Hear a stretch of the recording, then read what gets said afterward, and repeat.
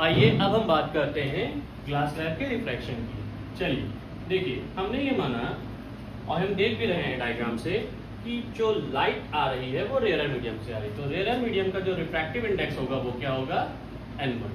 क्या होगा, n1। ठीक है, n1 लेके चल रहा है। जो हमारा ग्लास मटेरियल है, ठीक है, ये हमारा क्या है, डेंसर, जिसमें से रिफ्रैक्शन हुआ है, डेंसर मीडियम। ठीक, इसके लिए हमने रिफ्रैक्टिव इंडेक्स क्या माना, n2। क्या माना, n2। अब सबसे पहले रेयर टू डेंसर, भाई रिफ्रैक्शन जो हुआ है पहले केस में वो कैसे हुआ है, वो हुआ है हमारा, इधर से लेकर चलते हैं, वो हुआ है रेयर टू डेंसर। अब जब रेयर टू डेंसर हुआ है तो इसके लिए आप ये जानते हैं कि रिफ्रैक्टिव इंडेक्स, जिसको हम रिलेटिव रिफ्रैक्टिव इंडेक्स, भाई ये रिलेट कर रहा होता है तो ये रिलेटिव रिफ्रैक्टिव इंडेक्स होता है। ठीक है, तो रेयर टू डेंसर में that means air to glass.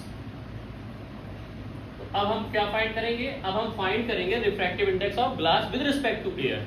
तो हम क्या कहेंगे यहाँ पे, so refractive index of glass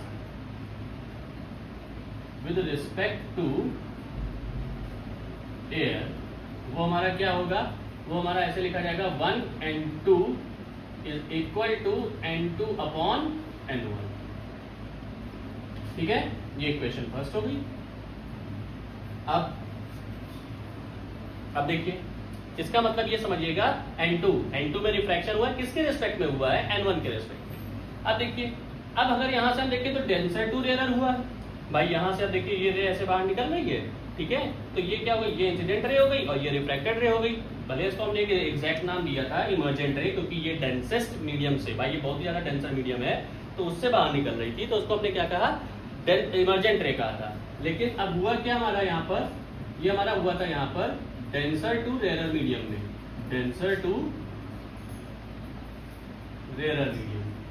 तो जब डेंसर टू रेयर मीडियम में हुआ तो क्या जाएगा यहाँ पर, ये जाएगा यहाँ पर, हम बात करेंगे ग्लास टू एयर।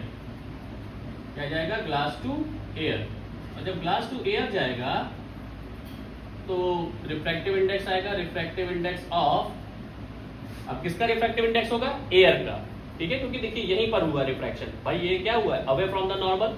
तो जब ये अवे फ्रॉम द, जिसको हम bend away from the normal कहते हैं, देखिए बेंड हुई है अवे फ्रॉम द नॉर्मल, तो रिफ्रैक्शन तो यहाँ पे भी हुआ ना।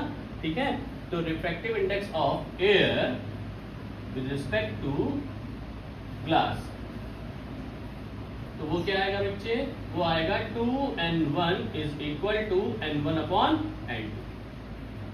अच्छा देखिए, दोनों चीजें आपको मिल गई कि नहीं मिल गई। अगर हम इस इक्वेशन और इस इक्वेशन को, इस इक्वेशन और इस इक्वेशन को मल्टीप्लाई करते हैं तो क्या मिलेगा हमें, हमें तो मिलेगा 1n2 और 2n1। लेकिन ये चीज जो होगी वो रिवर्सिबिलिटी के बेस पे हम समझेंगे। अभी तो मैंने आपको सिर्फ और सिर्फ क्या दिखाया, अभी तो मैंने आपको दिखाया है कि एयर टू ग्लास और ग्लास टू एयर।